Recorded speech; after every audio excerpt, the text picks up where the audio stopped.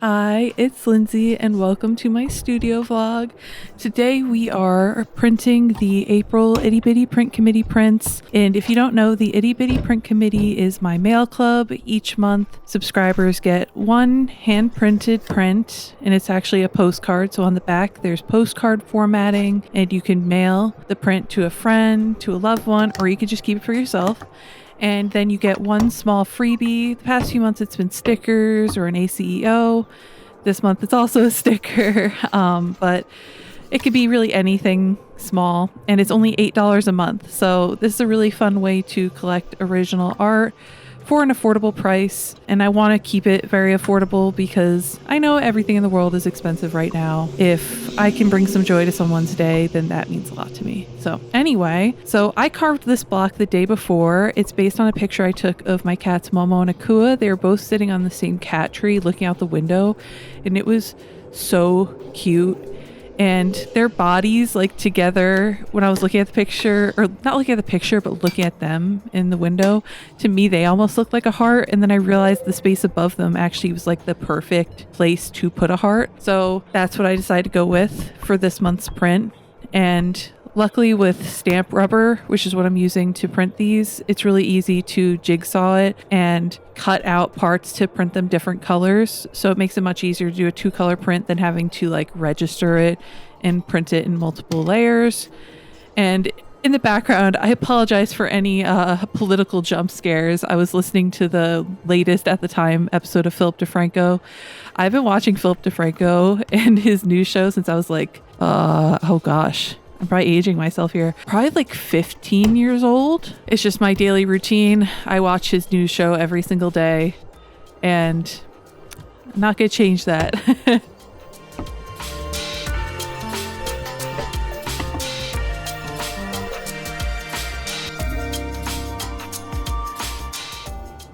But here's my first proof. I hadn't printed it at all yet, and I was really, really happy with how it came out because I actually didn't have to do any adjustments. That is really rare.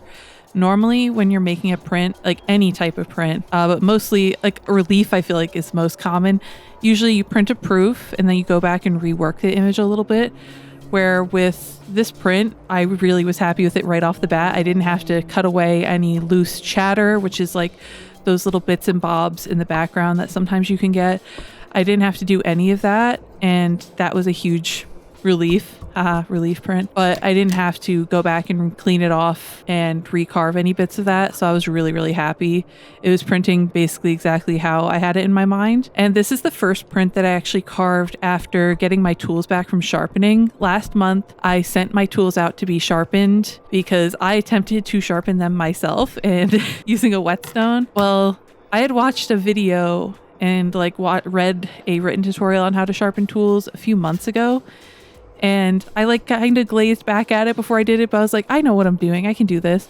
I did not know what I was doing. I kind of mangled my tools and they were not cutting very well or carving very well after that. And even on easy cut stamp rubber like this print was just so much easier to cut than my prints in the past.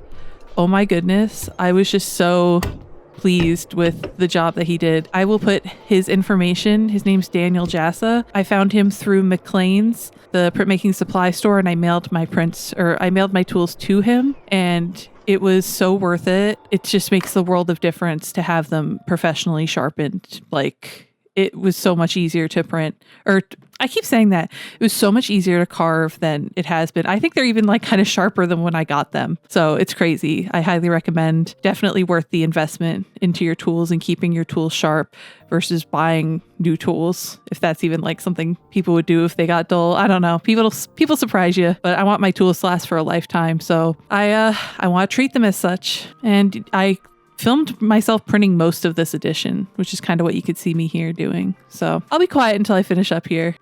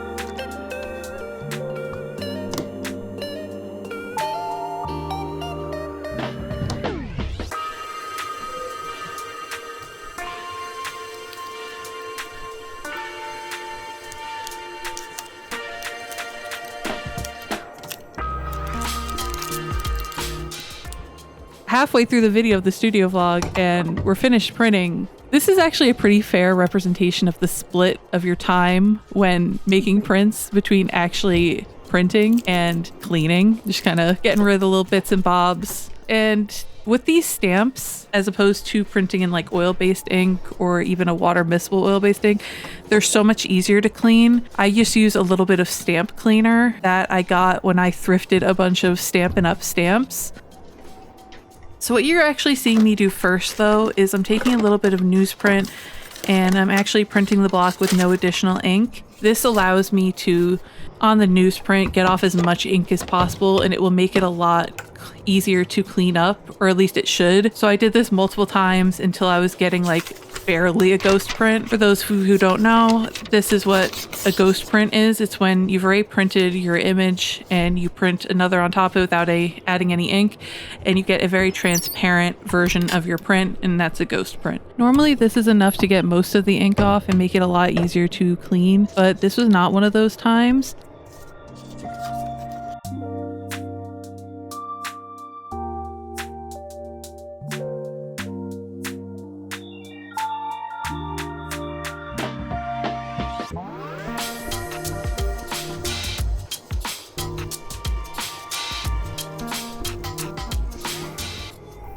After I put away all my stuff, I got to start actually trying to clean the block, and I realized that it was not cleaning off very easily. So I feel like most of the rest of this video is a variation of time lapse and real-time footage of me trying to clean these.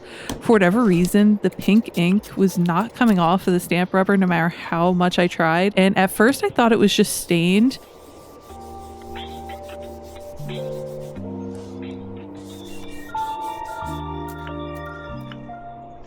And I should not have done this. I'm watching back and I'm cringing, so please do not do what I do. I sprayed stamp cleaner and then used my finger to kind of like massage in the stamp cleaner. I don't know what's in this. I've done this before in gloves, and I look at my hands and I'm like, I think I was like, why did I do that? And here you can see me refilling the stamp cleaner. But I kept scrubbing this over and over again using the like stamp cleaner pad, using a paper towel.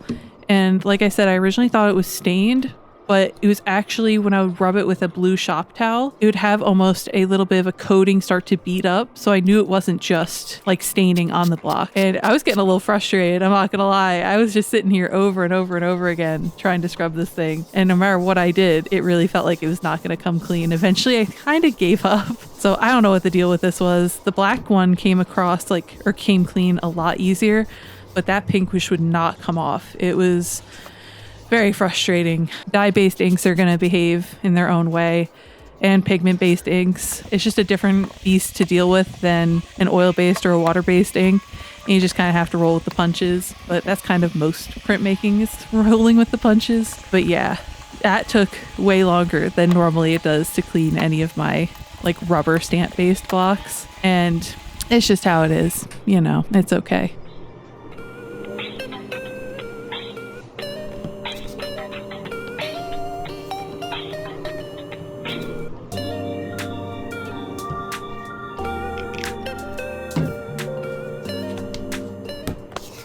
This is always the most satisfying part, is getting to throw away like the newsprint and my rags, and this ink isn't like flammable at all or toxic, so I can just throw it away and I'm done, and I get to admire my mostly clean block and my prints. Thank you for watching.